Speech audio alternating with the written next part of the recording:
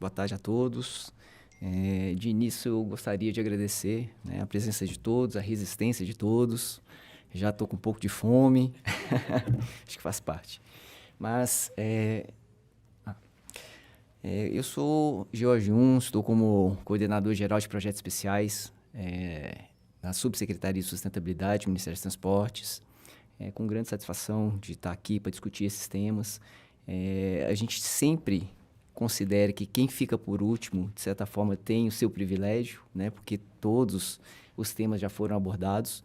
Mas alguns pontos eu gostaria de ainda acrescentar, né? O primeiro é justamente essa citação, né, em relação a transportes. Então, todos os nossos colegas aqui, em algum momento, comentou a respeito de transportes. Transporte é um grande emissor, o transporte requer uma grande quantidade de energia, e isso é verdade, né? Ninguém quer tampar o sol com a peneira.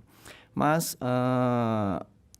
um outro fator que foi colocado aqui também é a colaboração, né? Então, nós vimos aqui bancos se colaborando, nós vimos aqui Ministério Minas e Energia comentando a respeito de transportes, a gente viu todo tipo de assunção à colaboração, né? E aí eu quis trazer para vocês algo que também é colaborativo. Hoje nós temos o Ministério dos Transportes, que cuida de ferrovias e rodovias. E em outro lado, até no mesmo prédio, temos ministérios de portos e aeroportos. E numa iniciativa muito louvável, né, nós consideramos que a sustentabilidade no setor de transportes, ela tem que ser vista de forma integrada. Não adianta você olhar de forma segmentada, cada um para o seu lado, que no final do dia vai dar algum tipo de equívoco, tá? Então, nós construímos de forma conjunta, Ministério dos Transportes e Ministério de Portos e Aeroportos, as suas diretrizes de sustentabilidade. Pode passar. Também, para um plano operativo, né, construímos uma agenda de sustentabilidade nesse período de 2023 e 2026. E para não ficar totalmente apenas como diretriz e uma agenda pouco monitorada, nós estamos, né, através de um decreto presidencial, instituindo, né, com a assinatura do presidente, um comitê de sustentabilidade, mudança do clima e territórios, que ele se chama COSUST, carinhosamente COSUST. Mas o importante é que essa transição energética ela tenha que ser analisada de forma integrada, né? Então, hoje, nós temos um instrumento, que é o PNL 2035, é o Plano Nacional de Logística, que ele vem trazendo uma série de projeções, são 9 cenários, é o status 2017, que é o plano base, e mais outros 8 cenários, no qual ele vem trazendo tanto incorporações de avanços tecnológicos, de modificações regulamentares, novas propostas de legislação, que ele vai trazendo alguns resultados diferenciados.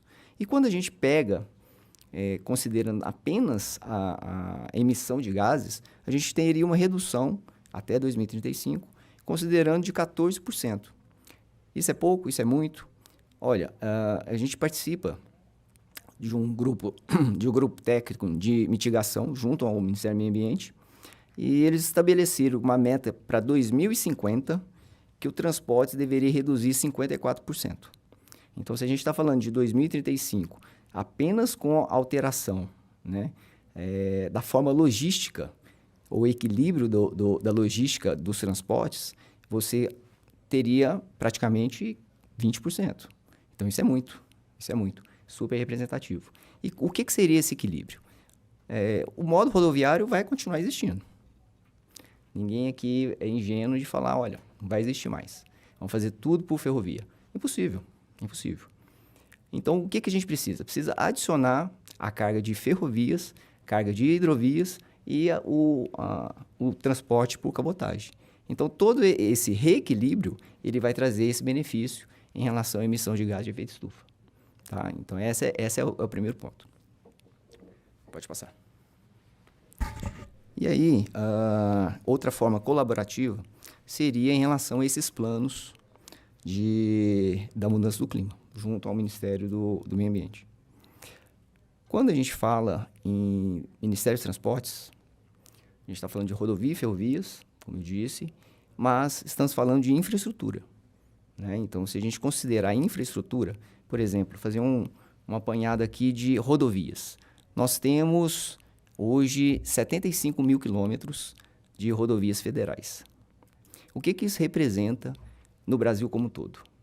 O Brasil como um todo tem 1,7 milhão de vias. Então, representa 4,4%. Se a gente considera o fator que é emitido na implementação de uma via, é 1% de todo o ciclo de vida útil daquele empreendimento. Ou seja, é 1% do total. 99% é o uso, é o consumo do combustível. Então, mas se o Ministério simplesmente falar, olha, 1% é relevante, ele vai estar errado, ele vai errar. Então, qual que é o nosso papel? É olhar para esse 1% e entender, olha, o que a gente precisa fazer com que esses 1% seja o melhor 1% possível, né? Então, aí teríamos as práticas de fresa, as modificações tecnológicas, a utilização de materiais menos carbono intensivos. Então, essa série de inovações tecnológicas. Pode passar. Outro ponto que nós, também em colaboração, ontem tivemos uma reunião muito frutífera com o Ministério do Meio Ambiente no setor de controle de emissões urbanas. O nome da secretaria, juro que eu não me lembro. Mas o que importa é o seguinte, os inventários de emissões, né, é a base onde a gente vai mirar ou qualquer tipo de melhoria, ela está sendo construída em conjunto, né? Então, não faz o mínimo sentido o Ministério do Meio Ambiente fazer o seu, o Ministério do Transporte fazer aquele, e chegar no final do dia terem metodologias distintas com resultados controversos, né? Então, esse é mais um exemplo dessa colaboração conjunta. Deixa eu passar. Antes do obrigado, gente, eu só queria dizer mais uma coisa. Quando a gente fala de transição energética, principalmente em aviação e o marítimo, a gente tem um gap que hoje ele não é preenchido.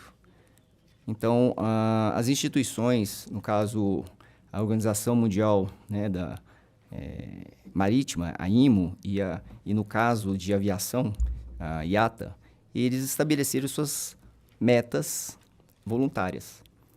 Porém, a forma de cômputo disso, ele não segue a nenhum país, tá?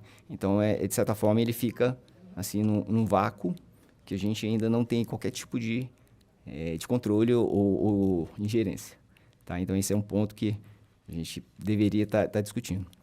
A outra questão é em relação à forma que o modo de transporte ele consome os seus combustíveis.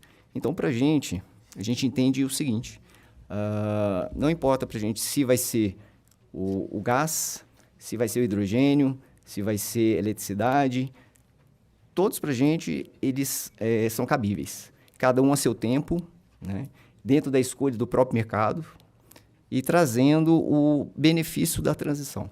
A gente entende que a gente não vai ter a transformação por completa.